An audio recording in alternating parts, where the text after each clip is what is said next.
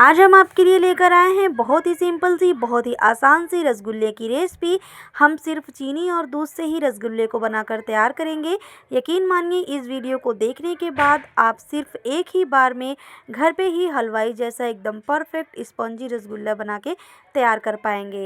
Hello friends, मैं हूँ जीनू, आप देख रहे हैं जीनू की रसोई। आप सभी का बहुत बहुत स्वागत है मेरे यूट्यूब चैनल जीनू की रसोई में। तो चलिए बिना देरी के रेसिपी को बनाना स्टार्ट करते हैं। तो फ्रेंड्स, रसगुल्ला बनाने के लिए सबसे पहले एक बड़े से बर्तन में हम लेंगे दूध। तो यहाँ पे मैं 1 लीटर दूध ले रही हूँ। सिर्फ 1 लीटर दूध से ही आज हम रसगुल्ला बनाएंगे। तो यहाँ पे मैंने गाय का दूध लिया है। हो सके तो आप भी गाय का ही दूध लीजिएगा, इससे जो है छेना बहुत ही अच्छा निकलता है।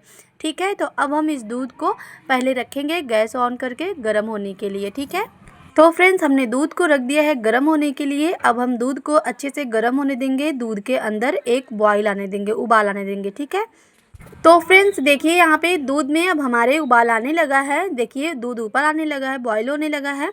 अब हम यहाँ पे गैस के फ्लेम को मीडियम कर देंगे। अभी तक हाई था। और अब हम इसके अंदर डालेंगे विनेगर, क्योंकि हमें दूध को फाड़ना है, छेना बनाना है। तो दूध फाड़ने के लिए यहाँ पे मैं नींबू वगैरह का इस्तेमाल नहीं कर रही हूँ। हम विनेगर से दूध फाड़ेंगे।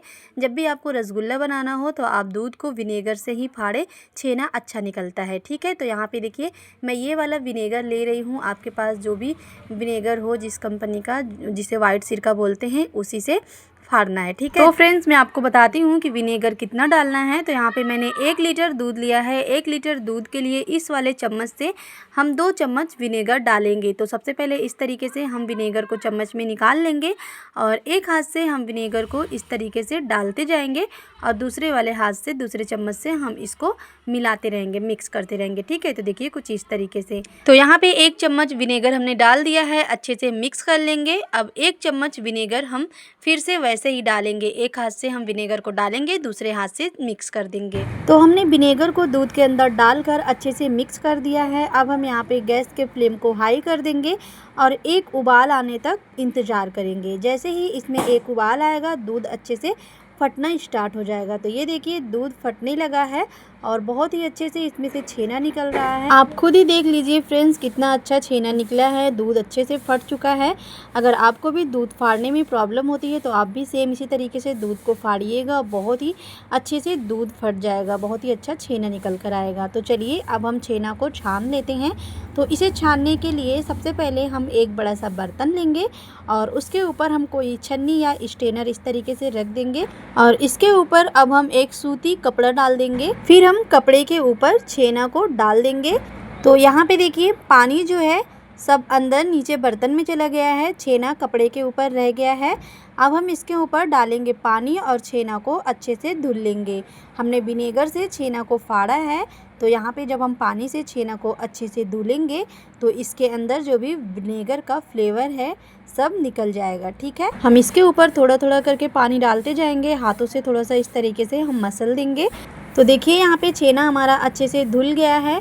अब हम इसके अंदर का एक्स्ट्रा पानी जो है वो अच्छे से निचोड़ लेंगे। तो निचोड़ने के लिए सबसे पहले हम कपड़े को इस तरीके से पकड़कर इकट्ठा कर लेंगे और हाथों से इस तरीके से दबाते हुए, घुमाते हुए अच्छे से निचोड़कर इसके अंदर का सारा पानी निकाल देंगे। ठीक है, तो यहाँ पे हमने छेना के अंदर से सारा पानी निकाल दिया है। छेना अब ड्राई हो चुका है। अब हम इसे एक प्लेट में ट्रांसफ़र करके इसे आधा घंटे के लिए छोड़ देंगे। आधे घंटे के बाद हम हाथों से कुछ इस तरीके से इसे मसल कर गूँथ लेंगे। तो आपको ध्यान रखना है किस तरीके से इसे मसलना है। ये जो हथेली है, हथेली के इस वाले भाग से हम अच्छे से इस तरीके से मसलते हुए इसको मिक्स करेंगे। तो आपको ज़्यादा ज़ोर भी नहीं लगाना है, नहीं तो ज़्यादा ज़ोर लगा के अगर हम मसलेंगे छेना को तो ये गर्म होकर टाइट भी हो सकता है। इसीलिए हमें इसे बस इस तरीके से हल्के हाथ से मिक्स कर लेना है। ठीक है, और इसे लगातार ऐसे ही कंटिन्यू 15 मिनट तक मिक्स करते रहना है। 15 मिनट लगेगा इसे मिक्स करने में। ठीक है, और फ्रेंड्स मैं आपको बता दूं, यहाँ पे मैं सिर्फ दूध और चीनी से ये रसगुल्ला बना रही हूँ। हमने सिर्फ दूध को बॉईल किया है और विनेगर से दूध को फाड़ कर छेना बना लिया है और छेने को हम इस तरीके से मसलते हुए रसगुल्ला तैयार कर लेंगे। हम फ्रेंड्स इसके अंदर कोई भी अरारोट, कॉर्नफ्लोर वगैरह नहीं डालेंगे, तब भी हमारा रसगुल्ला जो है वो एकदम परफेक्ट बनेगा। आप चाहे तो यहाँ पे थोड़ा सा कॉर्नफ्लोर या फिर अरारोट डाल सकते हैं। और अगर आप मेरी रेसिपी को पूरा फुल वॉच कर रहे हैं, सेम मेरे तरीके से, सेम इसी प्रोसेस को फॉलो करके रसगुल्ला को बनाएंगे तो सिर्फ चीनी और दूध से ही एकदम परफेक्ट रसगुल्ला बन पाएगा आपका। यहाँ पे कोई अरारोट वगैरह डालने की ज़रूरत नहीं पड़ेगी। तो अच्छे से 15 मिनट तक हम इसे मसल लेंगे। तो यहाँ पे देखिए मसल कर हमने इसका डो तैयार कर लिया है। अब हम बनाएंगे रसगुल्ला। यहाँ पे हम पेड़ा बना के तैयार करेंगे। तो एक पेड़ा पहले हम बना के ट्राई करेंगे। अगर पेड़ा अच्छे से बन रहा है, उसके अंदर कोई क्रैक्स वगैरह नहीं आ रहे हैं, तो समझ लीजिए कि ये अच्छे से छेना तैयार हो चुका है। और इसी तरीके से हम सारा बनाकर तैयार कर लेंगे। तो यहाँ पे देखिए एक हमने पेड़ा बना लिया है। अब ऐसे ही हम अच्छे से सारे पेड़े को बना के तैयार कर लेंगे। तो फ्रेंड्स यहाँ पे देखिए हमने सारे पेड़े को बना लिए हैं और यहाँ पे 1 लीटर दूध से टोटल 12 पेड़े बन के तैयार हो चुके हैं। मतलब 12 रसगुल्ला हमारा तैयार हो जाएगा। और हमने साइज में इन्हें थोड़ा छोटा रखा है क्योंकि ये चाशनी में जाने के बाद थोड़ा फूल जाएंगे, साइज बड़ा हो जाएगा। रसगुल्ले का साइज आप अपने हिसाब से बड़ा छोटा रख सकते हैं। रसगुल्ला बनाने के लिए अब हम चाशनी रेडी करेंगे। तो देखिए यहाँ पे मैंने एक पैन ले लिया है।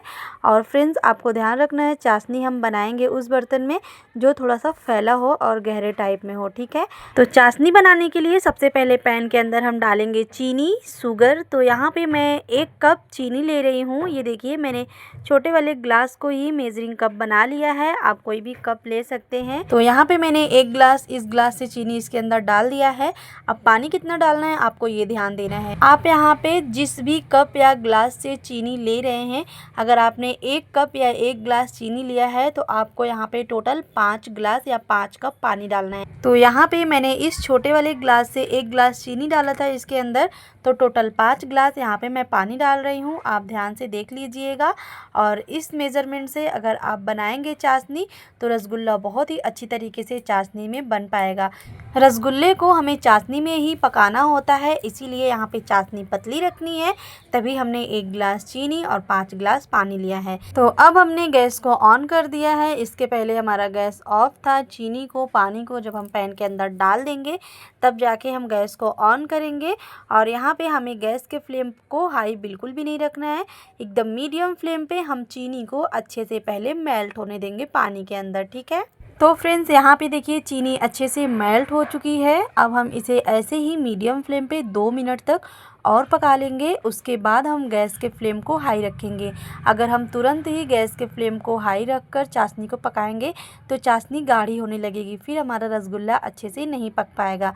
इसीलिए पहले आपको मीडियम फ्लेम पे चीनी को मेल्ट होने देना है और 2 मिनट तक अच्छे से मीडियम फ्लेम पे चाशनी को पका लेना है। उसके बाद हम गैस के फ्लेम को एकदम हाई रखेंगे और जब एकदम अच्छे से चाशनी हमारी खौलने लगेगी, इसके अंदर अच्छे से बबल्स आने लगेंगे, तब यहीं पे हम अपने रसगुल्ले को डालेंगे। तो यहाँ पे देखिए बहुत ही अच्छे से चाशनी हमारी खौलने लगी है और बबल्स आने लगे हैं। अब यहीं पे हम रसगुल्ला डालेंगे।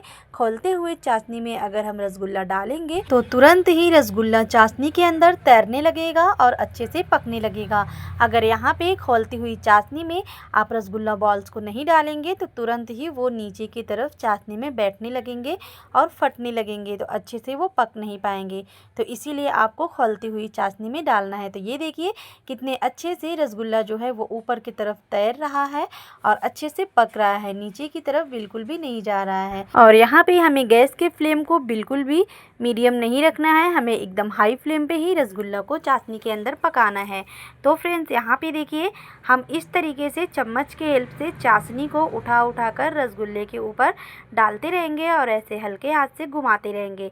ध्यान रखना है हमें रसगुल्ले को बिल्कुल भी टच नहीं करना है, बस हम चाशनी को उठा उठा कर चम्मच से इस तरीके से रसगुल्ला के ऊपर डालते रहेंगे और चाशनी को हम घुमाते रहेंगे। अगर हम इस तरीके से घुमाएंगे नहीं तो रसगुल्ले एक ही साइड में रहेंगे और एक साइड से पक पाएंगे, एक साइड से नहीं पक पाएंगे। तो इसीलिए हमें चाशनी को घुमाते रहना है और रसगुल्ले के ऊपर चाशनी को इस तरीके से डालते रहना है। जितने अच्छे से चाशनी के अंदर रसगुल्ले हमारे तैरेंगे हर तरफ, उतने ही अच्छे से रसगुल्ले पक पाएंगे। तो ऐसे ही चाशनी को घुमाते हुए, चाशनी को रसगुल्लों के ऊपर डालते हुए टोटल 9 मिनट तक हमें हाई फ्लेम पे पहले पका लेना है।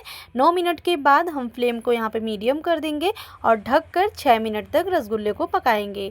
पहले हम 9 मिनट तक हाई फ्लेम पे पकाएंगे, उसके बाद ढककर मीडियम फ्लेम पे 6 मिनट के लिए पकाएंगे, ठीक है। तो फ्रेंड्स यहाँ पे देखिए 6 मिनट हो गया है। अब हम यहाँ पे ढक्कन को हटा लेंगे और यहाँ पे देखिए रसगुल्ले हमारे कितने अच्छे से फूल गए हैं, साइज में भी बड़े हो गए हैं और बहुत ही अच्छे से ये पक चुके हैं। अब हम यहाँ पे मीडियम फ्लेम पे 2 मिनट तक इसे फिर से ऐसे ही बिना ढक के पका लेंगे।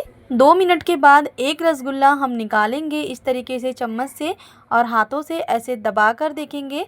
अगर ये दब कर वापस उठ जाते हैं तो समझ लीजिए रसगुल्ला अच्छे से पक चुका है, और अगर वो बिखरने लगते हैं और वापस नहीं उठते हैं तो समझ लीजिए रसगुल्ला अभी अच्छे से नहीं पका है। तो हमारा अच्छे से रसगुल्ला पक चुका है। अब हम रसगुल्ले को पैन के अंदर से निकाल कर चाशनी के साथ ही एक बर्तन में ट्रांसफ़र कर देंगे और इसे 2 घंटे के लिए ढककर हम ऐसे ही छोड़ देंगे।